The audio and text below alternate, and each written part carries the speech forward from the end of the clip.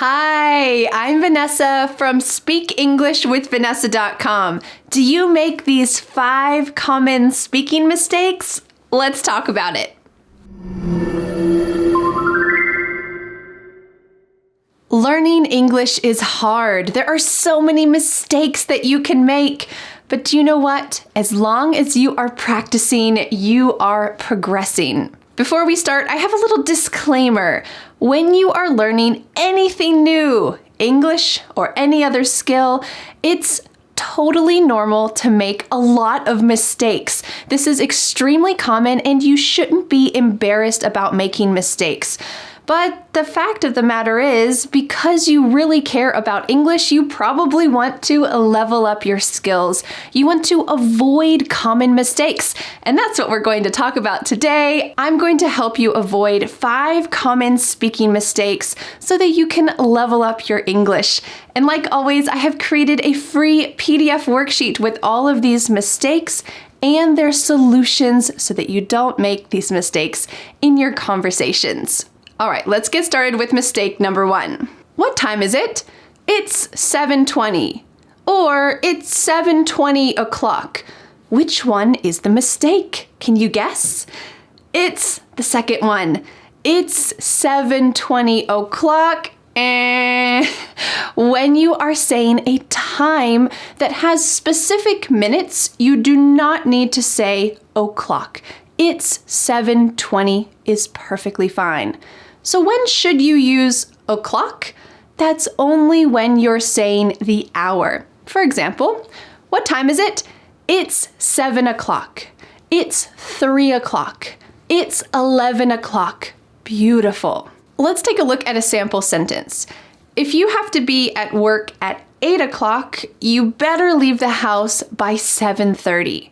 Notice that when I said only the hour, 8 o'clock, I added o'clock. Sometimes in conversation, we even drop o'clock. If you have to be at work at 8, you better leave the house by 7:30. But just make sure that you do not add o'clock in the wrong spot. Don't add it after 7:30. Are you ready for a little test? Take a look at this sentence. Where should we put o'clock? Our flight leaves at 6, so I want to be at the airport by 4:30. Where should we put o'clock? You have 3 seconds to guess. 3, 2, 1. Our flight leaves at 6 o'clock, so I want to be at the airport by 4:30. Great, don't be late for your flight. Let's go on to mistake number 2. Have you ever heard this phrase? Would you mind? Would you mind helping me? Would you mind carrying this bag for me? Would you mind? This is extremely polite, and you're likely to hear this in daily conversation and in the workplace. But a common mistake is how to answer this. So if I asked you, would you mind carrying that heavy box for me? And you said, yeah, certainly. Oh no, this is not the correct answer. I would say, oh, okay, it's okay, I'll carry it. So what should you say instead, and why is yes incorrect? Let's see. Take a look at the original question. Would you mind carrying this heavy box for me? I'm really asking you, is it a problem to carry this heavy box for me? So if I ask you, is it a problem? And you say yes, well, it means that you're not going to do it. You don't want to do it. So how can you answer this correctly? Instead, you can say, would you mind carrying this heavy box for me? No, it's not a problem. Oh, beautiful answer. And you pick up the heavy box, and I feel so loved. Let's take a look at a couple sample sentences because this is a tricky one. You want to answer correctly. You want the other person to understand you as well. What about this question? Would you mind giving me a ride to the office tomorrow? My car is at the mechanic shop. Well, if you can do it, if you can help me, should you say yes or no? Would you mind giving me a ride?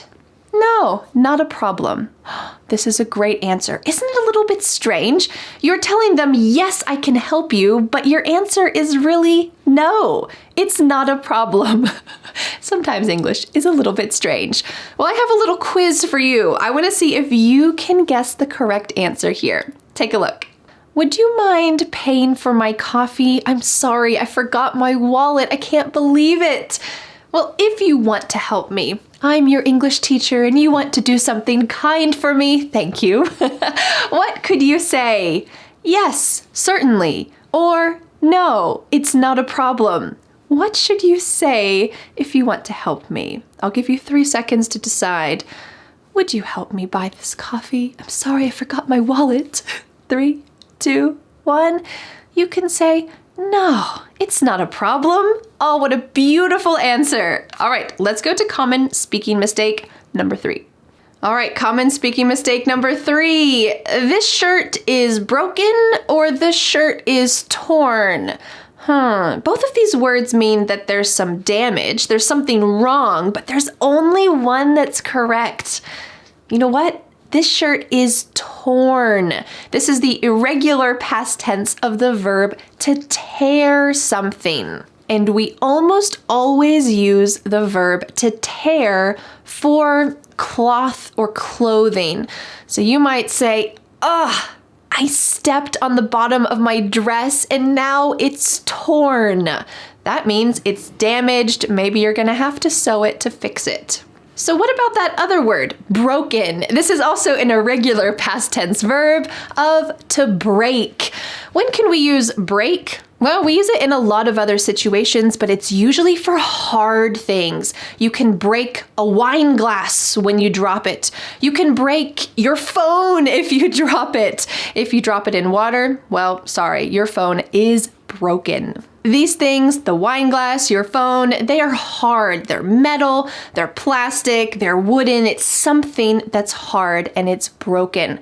So I have a little quiz for you. Can you guess which word is the best for this sentence? The child cried when he discovered that his favorite toy was broken or torn. I'll give you 3 seconds. 3, 2, 1. The child cried when he discovered that his favorite toy was broken. The toy is something hard, so we use to break. His toy was broken. What about this challenge sentence? My sister borrowed my shirt, and when she gave it back, it was broken or torn. 3, 2, 1. When she gave it back, it was torn. What did she do to it? I guess she'll have to fix it now. Because this is a shirt, it's a piece of cloth, it's something soft, we use to tear, or that past tense verb, torn. All right, let's go to the next common speaking mistake. Common speaking mistake number 4. Sorry, it's a mistake. Sorry, it's a fault. Only one of these is correct. Which one do you think it is? Sorry, it's a mistake. We often use the word mistake in the full phrase, I made a mistake. Sorry, I made a mistake. I washed your white shirt with my red socks, and now you have a pink shirt. It's my fault. Ooh, here's our second word. So these two words, mistake and fault, have a very similar meaning, but they're used grammatically differently. So let's take a look at that. Like I mentioned, the word mistake is often used in the full phrase to make a mistake. Sorry, I made a mistake. And the word fault is often used with a possessive pronoun. That's my fault. I'm sorry. You know what? That's his fault. Children often say, it's not my fault, I didn't do it. So here we always have the possessive pronoun in front of the word fault. It was my fault, I made a mistake. This is a beautiful way to use this grammatically. Let's see if you can get this correct in a little quiz. You on the project, but it's not your, no one told you the guidelines. Which one should we use? You made a mistake, but it's not your fault. No one told you the guidelines. Beautiful grammar, beautiful way to speak, and also a very kind sentence. All right, let's go to our final and 5th common speaking mistake. This 5th common speaking mistake is often said in relationships where you live with someone. Have you ever heard someone say, yes, I heard what you said to me. And then someone else says, but were you listening? Oh, to hear to listen, they both mean that sound is going in your ears, but they have an important difference. So let's break it down. The verb to hear is more general. It just means that sound is going in your ears and you can perceive some sounds. Yeah, I hear my classmates talking on the side of the classroom. I hear them. But are you listening to them? The verb to listen means that you're paying attention. I heard my classmates talking, but I wasn't listening to them. Ooh, so you heard some sounds coming in your ears, but you weren't paying attention to it. You weren't listening. Parents often tell children this. Yes, you heard me, but were you listening? You might even hear this in movies and TV shows. If a couple is having an argument, one might say, yeah, I heard you. And the other might say, yeah, but you weren't listening to me. That means you heard the sounds going in your ears, but you were not paying attention. This is a subtle difference. Let's see if you can get it correct in this little quiz sentence. I was trying to the lecture, but all I could was the squeaky chair of my neighbor. I was trying to, I'll give you 3 seconds. 3, 2, 1. I was trying to listen to the lecture, but all I could hear was the squeaky chair of my neighbor. That was so annoying. So this means you're trying to pay attention to the lecture, but instead that sound that was coming in your ears was just squeak, squeak, squeak. Maybe you need to tell your neighbor, stop rocking on your chair. I'm trying to listen to the lecture. And you should too. Well, there you have it. I hope that you were listening carefully during this lesson so that you don't make these common mistakes in your speaking in the future.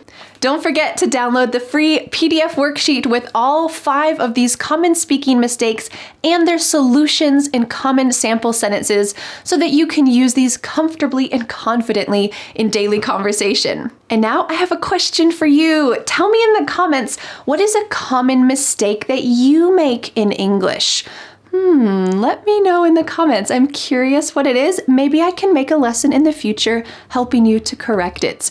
Well, thank you so much for learning English with me, and I'll see you again next Friday for a new lesson here on my YouTube channel. Bye! The next step is to download the free PDF worksheet for this lesson. With this free PDF, you will master today's lesson and never forget what you have learned. You can be a confident English speaker. Don't forget to subscribe to my YouTube channel for a free English lesson every Friday. Bye!